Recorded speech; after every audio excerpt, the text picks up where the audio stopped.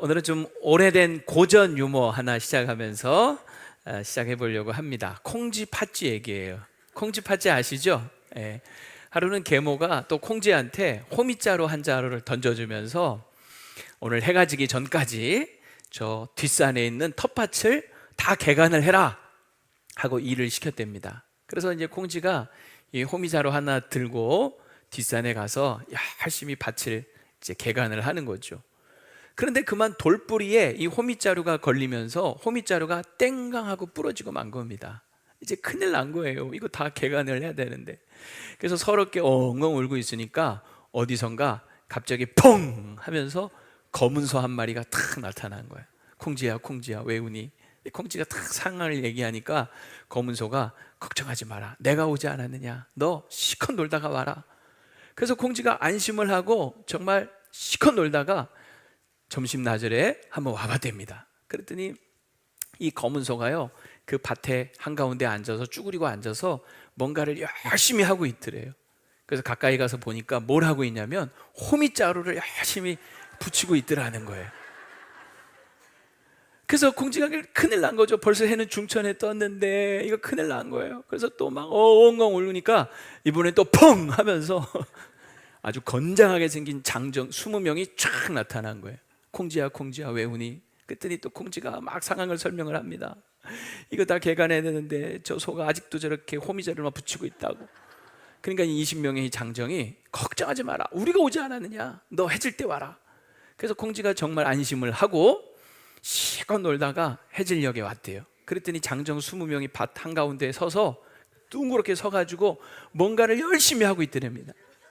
그래서 가까이 가서 봤대요. 그랬더니 뭐라고 했냐면 가운데 둥그렇게 서서 그 검은 소를 앉혀놓고 빨리 호미자루 붙이라고, 빨리 호미자루 붙이라고 이러면서 갈구고 있다는 거예요. 그걸 보고 콩쥐가 펑펑 울었다는 그런 이야기입니다. 여러분, 뭐가 문제죠? 뭐가 문제일까요? 콩쥐가 정말 뭘 원하는지를 제대로 모르고 엉뚱한 일에 지금 열심을 내고 있는 거죠. 콩쥐가 원하는 게 뭐예요? 호미자루 붙이는 겁니까? 아니죠. 밭을 가는 거잖아요. 그런데 호미자루 붙이는 일에 열심을 내고 있으니 그야말로 헛된 일에 열심을 내고 있는 거죠. 여러분, 이 이야기는 우리가 귀담아 들을 필요가 있어요. 우리가 사랑하고 섬기는 우리 주님, 우리가 주님을 섬긴다고 하면서 신앙생활을 하면서 정말 주님이 우리에게 무엇을 원하는지 제대로 모르면 자칫하면 뭔가 열심히 하긴 하는데 헛된 일에 열심을 낼 수도 있겠더라 하는 거예요. 여러분, 그런데 오늘 본문에 보면 이 사도 바울은 오늘 1절에 데살로니가 교회를 향하여 아주 자신 있게 이렇게 얘기합니다. 내가 너희 가운데 들어간 것이 헛되지 않은 줄 너희가 친히 안다, 이런 얘기를 해요. 내가 헛되지 않은 일에 지금 열심을 냈다, 이런 얘기를 하는 거잖아요. 여러분, 바울은 2차 전도 여행 때 이 데살로니가 지역을 가게 됩니다. 그러면 이 바울이 이 데살로니가에 가서 한 일이 뭐냐 할 때 오늘 본문 2절에 보면 그가 하나님의 복음을 너희에게 전하였다 그러죠. 9절에도 보면요, 그가 밤낮으로 일하면서도 밤낮으로 그가 했던 게 뭐냐면 하나님의 복음을 전한 거예요. 그러니까 바울이 데살로니가 가서 한 일은 뭐냐면 하나님의 복음을 전한 것이고, 바울은 자신이 그 하나님의 복음을 전한 것이 헛되지 않는다라고 자신 있게 말하고 있는 겁니다. 바울이 이렇게 자신 있게 말할 수 있는 이유를 우리가 오늘 세 가지를 한번 찾아보려고 하는데요. 첫 번째는 뭐냐면 복음을 전하는 것, 이것은 하나님이 가장 기뻐하시는 일이기 때문입니다. 디모데전서 2장 4절에 보면 하나님의 마음, 하나님이 정말 원하시는 게 나와요. 같이 한번 읽어볼까요? 시작. 하나님은 모든 사람이 구원을 받으며 진리를 아는 데 이르기를 원하신다 말씀하시죠. 하나님 정말 바라는 거는 모든 사람이 다 구원받는 거예요. 진리이신 예수님을 아는 거예요. 그걸 간절히 바라시는 거예요. 하나님의 기쁨이 또 누가복음 15장 7절에 나와 있는데요, 내가 너희에게 이르노니 이와 같이 죄인 하나가 회개하면, 예수 안 믿는 죄인 하나가 예수님을 믿고 회개하면 하늘에서는 회개할 것이 없는 의인 99을 인하여 기뻐하는 것보다 더하리라 라고 말씀하죠. 하나님이 정말 기뻐하시는 것은 한 영혼, 잃어버린 한 영혼이 주께로 돌아오는 것이라는 거예요. 이 하나님 아버지의 마음이 절절하게 잘 나타나 있는 곳이 바로 이 누가복음 15장의 잃어버린 것들의 비유입니다. 여기 보면 세 가지 잃었다가 찾는 것이 나오는데요, 세 가지가 뭐죠? 첫째는 잃어버린 양, 둘째는 잃어버린 드라크마, 셋째는 잃어버린 아들, 이 비유가 나와요. 여기 보면 산술적으로 보면요, 이 잃어버린 양은 100대 1이고 잃어버린 드라크마는 10대 1이고 잃어버린 아들은 2대 1입니다. 산술적으로는 그래요. 하지만 여러분, 이게 단순히 산술적으로 100마리 중에 한 마리, 10개 중에 하나, 두 아들 중에 한 명, 그게 아니에요. 비록 하나지만 이 하나는 마치 전부와 같은 거예요. 전부를 잃어버린 거와 같은 거예요. 100마리나 있는데 그 중에 뭐 한 마리, 있으나 마나, 뭐 없어도 그만이지, 이게 아닌 거예요. 10개 중에 하나인데 뭐 아쉽지만 할 수 없지 뭐. 둘 중에 하나, 그래도 하나는 남아 있잖아. 할 수 없지 뭐. 이게 아니라는 거예요.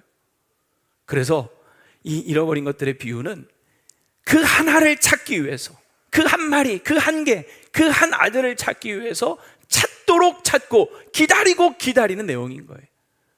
찾을 때까지 찾는 거예요.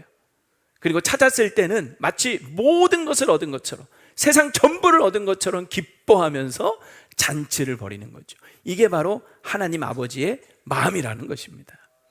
예전에 제가 우리 딸이 초등학교 다닐 때 이 딸이 하도 쫄라대서 햄스터 2마리를 사준 적이 있어요. 햄스터 아시죠? 귀엽잖아요. 그런데 얘가 하루는 그 햄스터 1마리를 놀이터로 가지고 나가서 놀다가 그러면 잃어버리고 만 거예요. 당시에 그 동네에 길고양이들이 얼마나 많았는지 몰라요. 이거 큰일 난 거예요. 이거 못 찾으면 분명히 밥이 되고 말 겁니다. 아내가 급하게 전화가 왔어요. 제가 일하고 있는데 큰일 났다고. 제가 전화해 대고 빨리 나가서 찾아봐, 빨리 나가서 찾아봐. 그때 아내가 대답하는 말이야, 찾아볼 만큼 찾아봤어. 그러는 거예요. 찾아볼 만큼 찾아봤대. 그러면서 이어지는 말, 올 때 1마리 더 사와. 제가 그 전화를 끊으면서 이런 생각이, 뭐 찾아볼 만큼 찾았다는데 뭐 어떻게 하겠어요. 그래서 알았어 하고 끊었는데 두고두고 생각을 해보는 거죠. 이게 만약에 내 자식이라면 내가 정말 찾아볼 만큼 찾아봤으니까 그래 알았어 포기하자, 어디 가서 죽었든지 살았든지 뭐 지 팔자지 뭐, 그냥 하나 더 낳지 뭐. 이럴 수 있겠냐는 거예요. 제가 가만히 생각하면 이게 내 자식이라면 절대로 그럴 수 없는 거죠. 찾을 때까지 뭘 할 수가 있겠어요. 정말 찾을 때까지 찾지 않겠습니까? 아무리 좋은 것이 있어도 잃어버린 그 자식을 찾기 전까지는 좋은 게 아닌 거죠. 이게 바로 하나님 아버지의 마음이라는 거예요. 여러분 자식을 잃었다고 생각을 해보시면 그 아들을, 그 자식을 찾을 때까지 여러분 뭘 할 수가 있겠냐. 결국은 찾을 때까지 찾는 거죠. 예수님은 이런 하나님의 아버지의 마음을 너무나 잘 아셨기 때문에 이 땅에 오신 거예요. 누가복음 19장 10절 우리 같이 한번 화면 보면서 읽어봅시다. 시작. 인자가 온 것은 잃어버린 자를 찾아 구원하려 함이니라. 잃어버린 자를 찾아서 구원하기 위해서 예수님 이 땅에 오셨고, 결국 십자가에서 우리를 위하여 피와 물을 다 쏟으시고 우리 대신하여 죽으신 거 아닙니까? 우리를 찾은 바 된 자가 된 거, 버린 바 된 자가 아니라 찾은 바 된 사람들이 우리들은. 여러분 오늘 우리도 하나님의 이 마음을 알고 무엇보다 복음을 전하는 일에 열심을 낼 수 있기를 바랍니다. 물론 복음을 전하는 거 쉽지 않아요. 복음을 전하다 보면 당하는 게 있어요. 그게 고난과 능력이에요.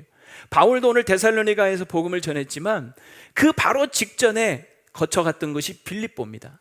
근데 이 빌립보에서요, 오늘 2절 말씀에 보면 바울은 뭐라고 얘기하냐. 자, 2절, 너희가 아는 바와 같이 우리가 먼저 빌립보에서 뭘 당했어요? 고난과 능력을 당했어요. 복음 전하다가 귀신 들린 여종 고쳐줬다가 두들겨 맞고 감옥에 던져져서 여러분 정말 얼마나 고난을 당했습니까? 얼마나 능욕을 당했습니까? 이 정도 됐으면 진짜 내가 이걸 왜 계속해야 되지? 그만둬야 되겠다, 때려쳐야 되겠다, 이제 도망가자, 손 뺄 만도 하지 않겠습니까? 그런데 바울은요 뭐라고 합니까? 계속 보면 우리가 그런 고난과 능력을 당했지만 우리 하나님을 힘입어서 많은 싸움 중에 복음을 전하다 보면 얼마나 많은 도전과 방해와 반대가 있습니까? 그러나 많은 그런 싸움을 싸워가면서 하나님의 복음을 너희에게 전했다라고 하는 거예요. 그 이유가 도대체 뭐냐? 왜 이렇게까지 하냐? 이런 고난과 능력을 받아가면서 그 많은 방해와 박해를 무릅쓰고 하나님의 힘을 의지하면서 힘입어 싸움 중에서도 이 복음을 전한 이유는 4절, 그 이유가 나와요. 뭐냐? 하나님을 기쁘시게 하려 함인 거예요. 4절도 한번 다시 볼게요. 4절 같이 한번 읽어볼까요? 시작. 옳게 여기심을 입어 복음을 위탁받았으니 우리가 이와 같이 말함은 사람을 기쁘시게 하려 함이 아니요 오직 우리 마음을 감찰하시는 하나님을 기쁘시게 하려 함이라. 그저 사람 기쁘게 하려고 사람한테 칭찬받으려고 한 게 아니었다는 거예요. 하나님을 기쁘시게 하기 위해서 그는 거짓 없이 이 일을 열심을 냈던 거죠. 오늘 우리가 그렇습니다. 복음을 전하다가 누가 우리를 때리고 욕하고 비난하고 협박하고 위협하고 굶기고 쫓아낸다 할지라도 여러분, 하나님이 기뻐하시니 복음을 전하는 일에 중단하지 않기를 바랍니다. 멈추지 않기를 바랍니다. 우리 안에 정말 꺼지지 않는, 식지 않는, 사라지지 않는 복음에 대한 열정이 불타오를 수 있기를 축원합니다. 하나님이 가장 기뻐하시는 일이기 때문에 복음을 전하는 일을 헛되지 않는 거예요. 두 번째는 왜 바울이 자신 있게 내가 너희 가운데 들어간 것이 헛되지 않다라고 말할 수 있었느냐면, 복음을 전하면 그것이 헛되지 않게 되기 때문이에요. 무슨 말이냐? 여러분, 복음은 모든 믿는 자를 구원하는 하나님의 능력입니다. 로마서 1장 16절, 내가 복음을 부끄러워하지 아니하노니 이 복음은 모든 믿는 자에게 구원을 주시는 하나님의 능력이 됨이라. 먼저는 유대인에게요, 그 다음은 헬라인에게로다. 유대인이든 헬라인이든 동일하다는 거죠. 누군가가 여러분 구원을 받는다면 그것은 복음이 전해졌기 때문인 거예요. 그 복음이 사람을 구원할 하나님의 능력인 줄로 믿습니다. 바울이요, 사실 이 로마서를 쓸 때 로마 교회의 편지를 쓴 거 아닙니까? 당시 로마는요 세계 최강대국이었어요. 로마를 이길 수 있는 것은 아무것도 없어 보였어요. 로마 황제는 거의 신과 같았어요. 그런데 그 로마 앞에 바울이 전하는 이 십자가의 피 묻은 복음, 예수 그리스도, 그 유대 청년이었던 예수 그리스도께서 온 인류를 대신하여 하나님의 아들로 십자가에 죽으셨다는 그리고 다시 살아나셨다는 이 복음은요, 그 거대한 로마 제국에 비하면 너무너무 보잘것없고 미약해 보이는 것에 불과했죠.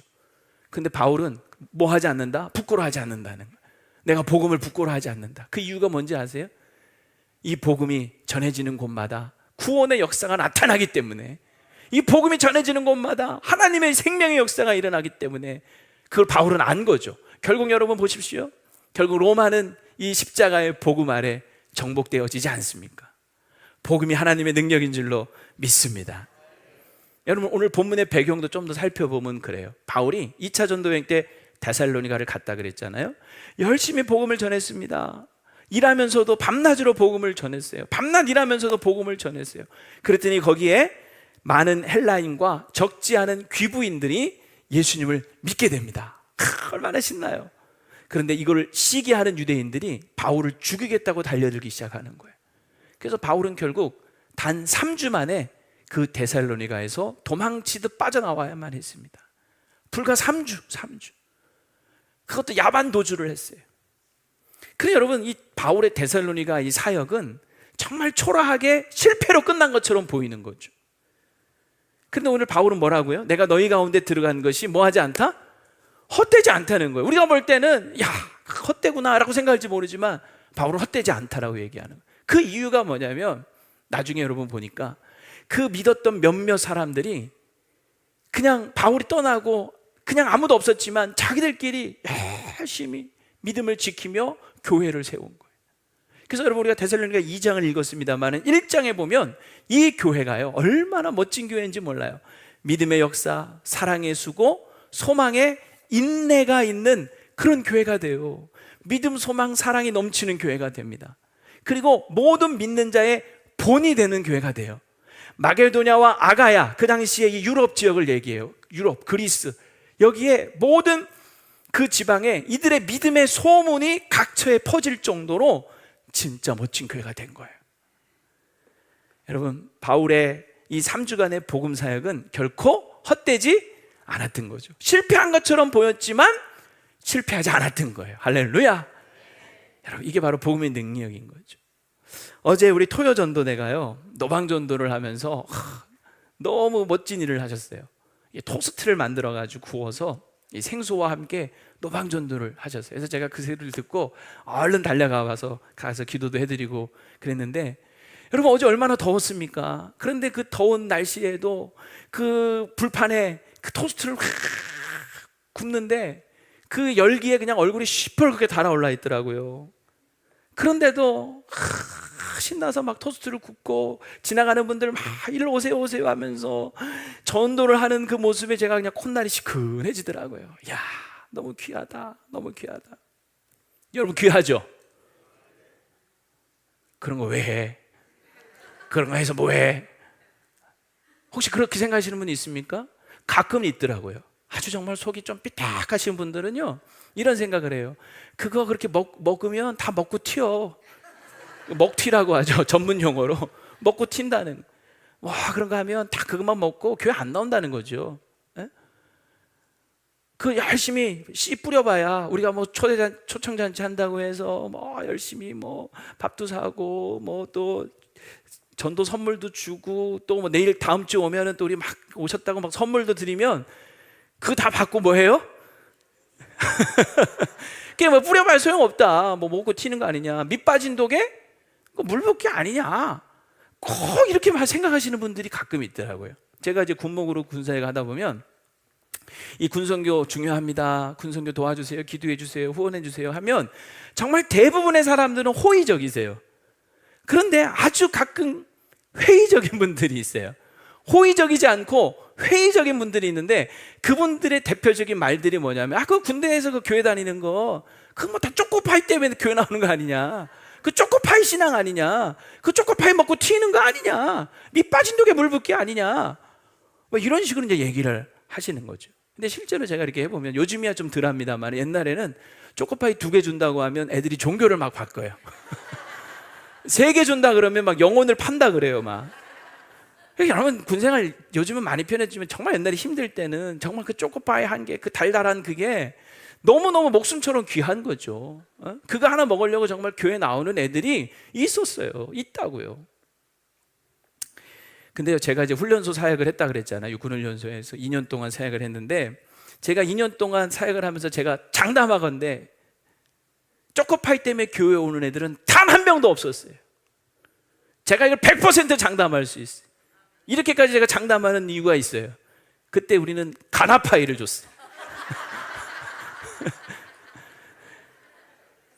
그래서 초코파이 때문에 오는 애는 없었어요. 근데 이제 이런 거죠. 그렇게 이제 우리가 씨를 뿌리면 진짜 그것 때문에 오는 아이들도 있지만, 우리가 아셔야 될 게 뭐냐면, 예수님이 이미 다 이 부분에 정리를 해놓으셨어요. 씨 뿌리는 비유에서.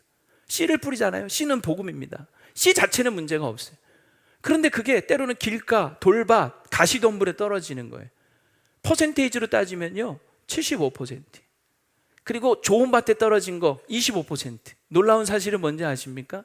그 좋은 밭에 떨어진 25% 그 씨가 30배, 60배, 100배로 열매를 거둔다는 거죠. 이게 중요한 거예요.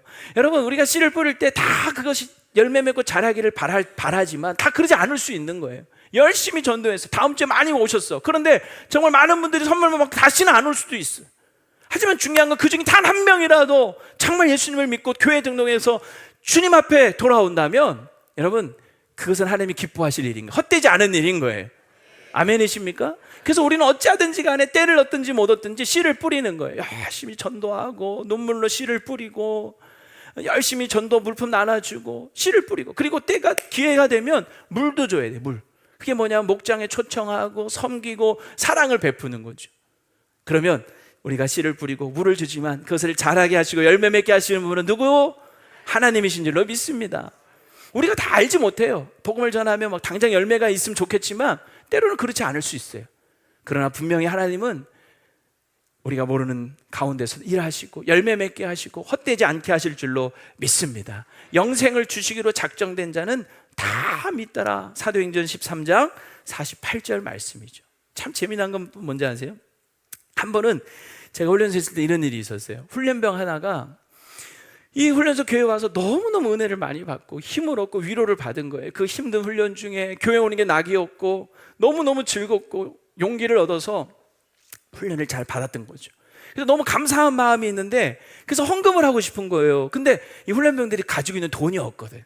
그래서 어떡하지 하다가 얘가 지금 자기가 가지고 있는 것 중에 가장 귀한 것을 드려야 되겠다 이런 생각을 하고 뭘 드렸냐면 가나파이 하나를 드린 거예요. 근데 제가 그거를 우리 군정병이 가지고 왔어요. 목사님 이런 게 헌금함에 들어있습니다.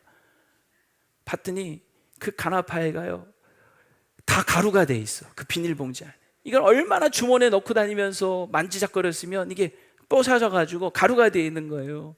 일주일 동안 그걸 애가 갖고 다니다가 얼마나 먹고 싶었겠어요. 그런데 그거를 자기가 가진 가장 귀한 거 지금 그걸 자기가 안 먹고 하나님께 드리면서 거기다 메모지 하나 붙여서 냈더라고요. 거기에 제가 훈련소 교회 와서 너무 은혜 받고 감사해서 드릴 것이 이것밖에 없어서 제가 지금 가지고 있는 것 중에 가장 귀한 것을 드립니다 하면서 드렸어요. 제가 눈물 나잖아요.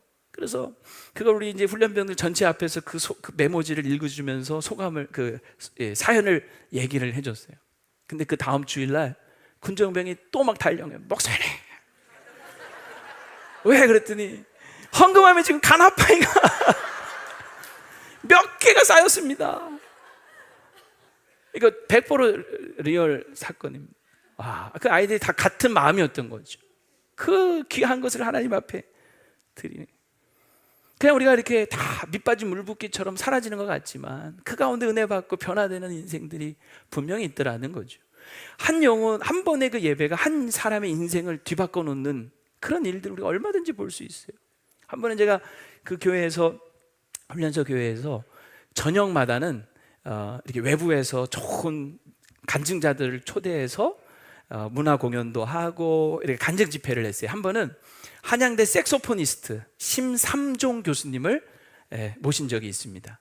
근데 여러분 제가 저거를 초대하면서도 걱정이 됐어요. 왜냐하면 이 훈련병들은 남자를 별로 안 좋아해요. 그래서 애들이 기대감이 떨어지면 어떡하지? 약간의 우려가 있었지만 그래도 이제 초대를 했어요. 근데 이분이 이제 어떻게 하셨냐면 저 뒤에서 그 케니지의 Loving You 삐리리 삐리리 이렇게 부르면서 저 뒤에서 쫙 나오는데 완전히 애들이 빠져가지고 환호성을 치고 난리가 나고. 잠시 감상하십시다.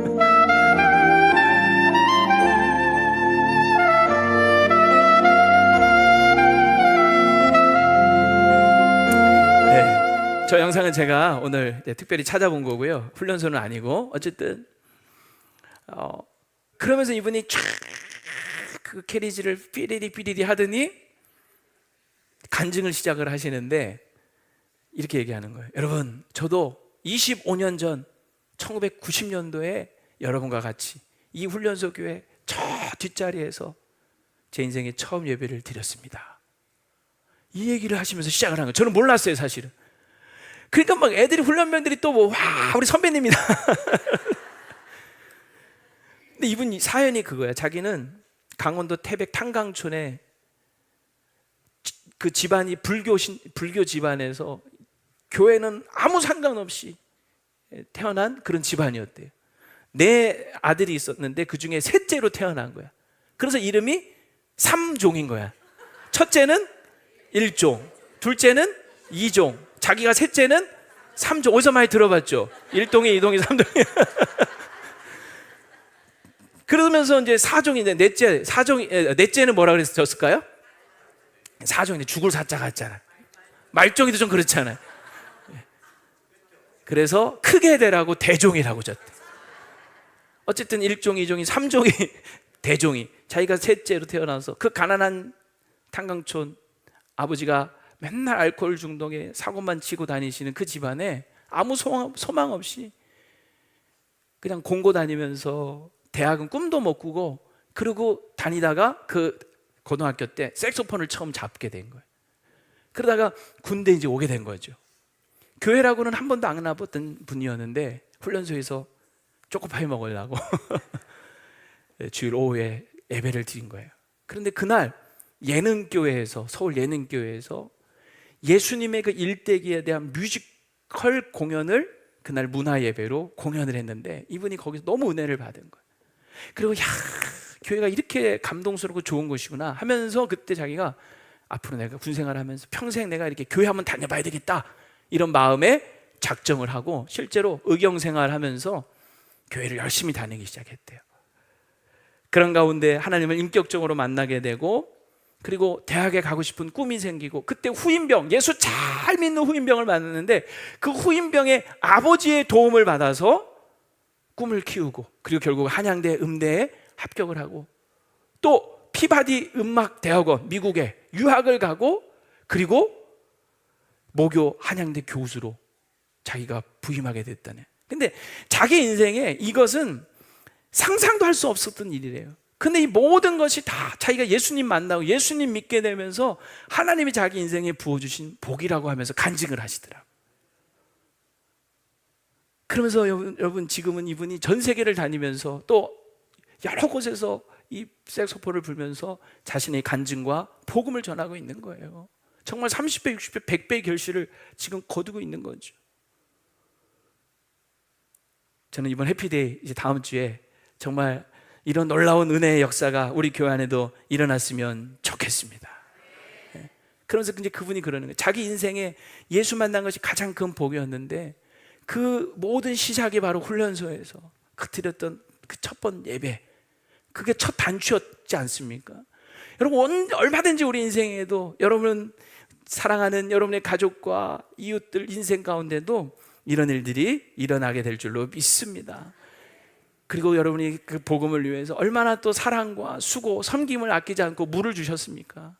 지난 몇 개월 동안 품고 기도하면서 열심히 물을 줬죠. 그것도 결코 헛되지 않아요.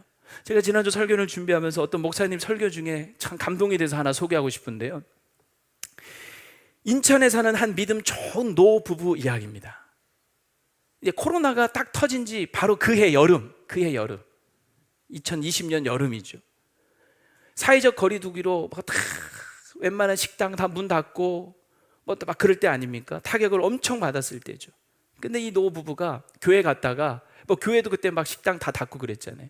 점심을 먹어야 되겠길래 찾다가 한 분식점에 들어갔대요. 근데 들어갔는데 식당에 아무도 없더라는 거예요. 주인도 안 보이더래요. 그래서 주인 안 계십니까? 했더니 그 방 안에서 그 식당 안에 딸린 조그만 방 안에서 문을 삐그덕 열고 주인이 나오는데 얼굴이 너무너무 안 좋아 보이더라는 거예요. 그래서 일단 쫄면 2개 주세요 하고 시켜놓고 너무 걱정이 돼서 물어봤대요. 아니 그런데 그 사장님 얼굴이 왜 그렇게 안 좋으세요? 무슨 일 있으세요? 이렇게 물어봤더니 이제 여주인이셨는데 코로나 때문에 장사가 너무 안 돼가지고 지금 월세는 몇 달째 못 내고 있고 뭐 마음이 너무 심란해서 기운이 없어서 제가 좀 누워 있었습니다. 죄송합니다 하더라는 거예요. 그러면서 어제도 잔치국수 3그릇밖에 못 팔았다. 하루 종일 손님 3명 왔다 갔다는 얘기죠. 그래서 쫄면이 드디어 이제 나왔어요. 이제 남편 되시는 분이 먼저 한 입 딱 먹자마자 젓가락을 놓으면서 부인한테 조용히 이렇게 얘기하더래요. 여보, 쫄면이 맛이 갔어. 그래서 아내도 얼른 이렇게 맛을 확인해 보더니 아 그렇네요. 콩나물이 상했네요. 콩나물이 상한 거야. 그래서 이제 남편이 이제 주인을 부르려고 하는데 아내가 급히 말리면서 가만히 있어. 여보, 우리 콩나물만 빼면 괜찮으니까 우리 콩나물 빼고 그냥 먹읍시다. 장사가 안 돼서 이 콩나물 삶아놓은 게 시간 지나니까 아마 상한 것 같은데 우리 콩나물만 빼고 먹읍시다 하고 콩나물만 이렇게 건져내고 맛있게 다 잡수신 거예요. 그리고 나올 때도 괜히 주인 미안해할까 봐 그냥 그 테이블에 돈 놓고 사장님 쫄면 맛있게 먹고 갑니다. 다음에 또 올게요 하고는 나온 거예요. 그렇게 기분 좋게 집에 갔는데 그날 저녁부터 3일 동안 장염 걸려가지고 3일 내내 썰쌀을 주룩주룩 했대요. 그리고 일주일이 지났는데 이 부부가 또 거기를 이제 예배 드리고 거기 또 간 거예요. 그래서 또 쫄면 2개를 시켰대요. 처음에 주인이 잘 못 알아봤대요. 그분들인 줄. 근데 쫄면 2개를 또 이렇게 내오면서 갑자기 생각난 것처럼 지난주에 오셨던 분 아니냐고, 괜찮았냐고. 그러니까 묻는데 이 두 노부부가 동시에 서로 짠 것처럼 괜찮았다고. 근데 왜 그러세요? 하고 물었대요. 그랬더니 이 주인이 하는 말이, 두 분이 나간 뒤에 그릇을 치우는데 콩나물만 이렇게 옆에 빼놓은 것을 보고 이상하게 생각해서 먹어봤더니 맛이 상해 있더라는 거죠. 그래서 주방에 들어가서 보관해 놓은 콩나물을 확인했더니 다 쉬어 있었더라는 거예요. 근데 이 두 분이 정말 아무 말 없이 콩나물만 골라내고 쫄면을 다 잡수시고 돈까지 테이블에 놓고 가신 것을 보고 이 주인이 그날 많이 울었대요, 혼자서. 너무 이제 위로가 되었던 거죠. 그 후로 이 노부부가 교회에 가게 되면 계속 그 식당을 찾아갔답니다. 그 분식집에 있는 그 메뉴판 골고루 다 시켜가면서 그렇게 한 1년 정도 말없이 그 집을 계속 찾아갔는데, 그 여주인께서 그러시더라는 거예요.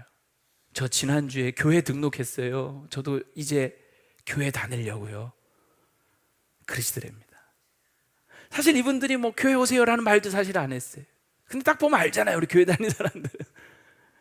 크게 감동받고 이렇게 열심히 이분들은 가서 가서 기도하고 물을 준 거죠. 그것이 이렇게 열매 맺게 된 줄로 믿습니다.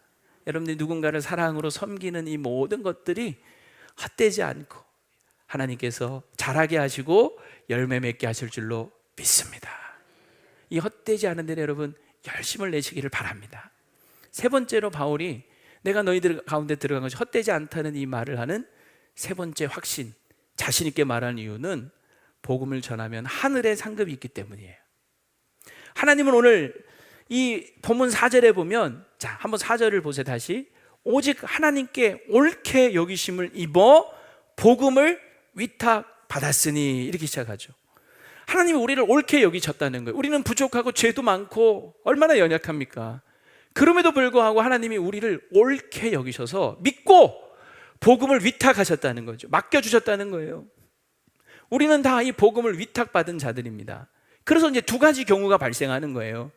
이 귀한 이 복음을 위탁받았음에도 불구하고 우리가 이거를 전하지 않으면, 이 사명을 감당 못하면 반드시 책망받습니다. 그러나 우리가 이 사명을 잘 감당하면 하나님께서 반드시 상 주실 줄로 믿습니다.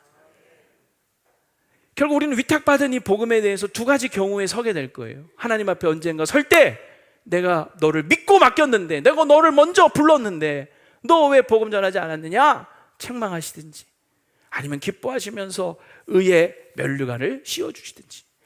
바울이 그런 고백하는 거 아닙니까? 디모데후서 4장에 보면 나는 선한 싸움을 싸우고 나의 달려갈 길을 마치고 믿음을 지켰으니 이제후로는 나를 위하여 뭐가 예비되어 있어요? 의의 면류관이 예비되어 있는 거예요. 할렐루야. 예. 근데 여기 보면 바울이 나의 달려갈 길을 마치고 했잖아요. 이 달려갈 길이 도대체 뭐였냐? 바울이 그렇게 마치려고 했던 달려갈 길은 사도행전 20장 24절에 나오죠. 내가 달려갈 길과 주 예수께 받은 사명. 바울이 달려갈 길은 뭐였냐면 주 예수께 받은 사명이었던, 그것은 하나님의 은혜의 복음을 증언하는 것이었죠. 이것을 내가 마치려 하면은 내 생명조차 귀한 것으로 여기지 않는다. 바울이 받은 이 사명을 마치기 위해서 바울은 자기 생명이 있는 한 이 일에 관심을 갖고 전념하고 전력 질주했다는 얘기 아닙니까?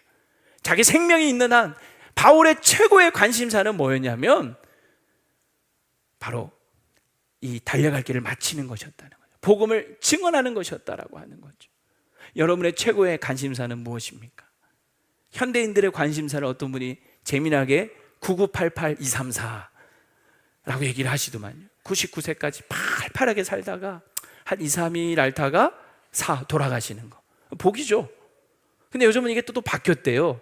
9988231. 99세까지 팔팔하게 사시다가 한 2, 3일 앓다가 다시 일어나는 거.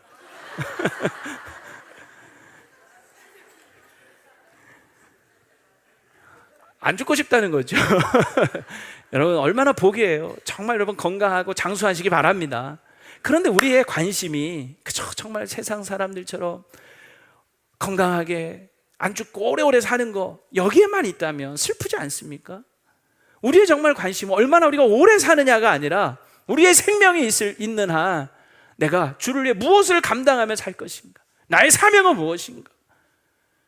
예수님은 분명히 마태복음 6장 33절에 너희가 무엇을 먹을까 마실까 입을까 염려하지 말고 오직 모든 일에 먼저 하나님의 나라와 하나님의 의를 구하라. 그러면 이 모든 것을 너희에게 더하여 주시리라 말씀하셨죠.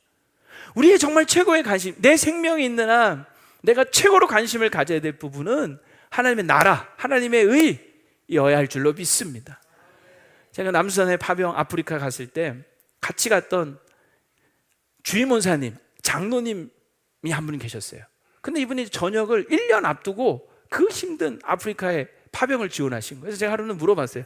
아, 장로님, 그거 하면 고생인데 그냥 남은 1년 편하게 잘 마무리하시지 뭐 이렇게 힘든 아프리카까지 지원하셨어요? 그랬더니 이분이 간증을 하나 하시더라고요. 자기가 전역을 한 1년 앞두고 나니까 앞으로 전역하면 내가 뭐 먹고 살지 하는 걱정이 들더래요. 그래서 하루는 하나님 앞에 푸념을 했대요. 하나님, 저 전역하면 뭐 먹고 살아야 합니까? 하면서 이제 푸념 섞인 기도를 했대요. 그런데 그날 저녁에 금요일 저녁이었는데 퇴근하고 나니까 집에 가족 권사님이 안 계시더라는 거예요. 저녁 기도회, 금요 기도회가 있어서 그냥 기다리지 못하고 그냥 대충 이게 밥을 얼른 혼자 잡수시고 교회 가야 되겠다 하고 뭐 파김치랑 해가지고 막 급하게 먹었대요. 근데 급하게 먹다 보니까 갑자기 이 음식이 기도로 들어가 버린 거예요. 그래서 기도가 막히니까 여러분 어떻게 됩니까? 숨을 못 쉬는 거죠. 막 컥컥거려도 안 빠지더라는 거예요. 얼굴은 뻘겋게 달아오르고 숨은 점점 막혀오고 죽겠더래요. 이걸 막 손가락을 넣어서 빼보려고도 하고 막 그 싱크대에 가서 물로 씻어내보려고 해도 안 되는 거예요. 야, 내가 이러다 죽겠구나, 이렇게 죽는구나 하는 생각이 들더래요. 근데 이분이 정말 장로님은 확실히 다른 것 같아요.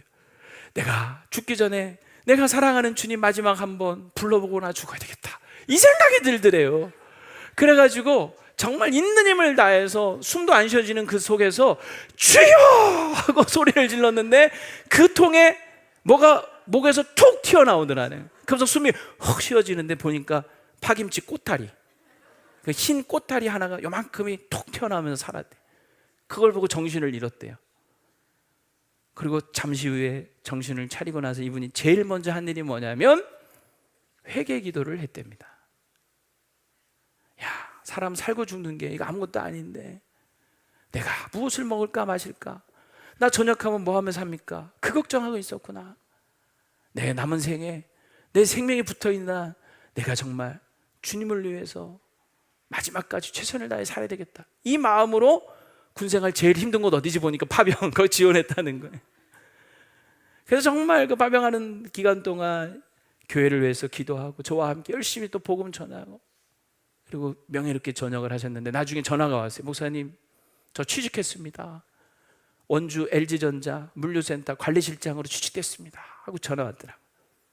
그게 중요한 게 아니고 사랑하는 여러분, 정말 우리 인생 남은 생명 무엇을 위해 살 것인가?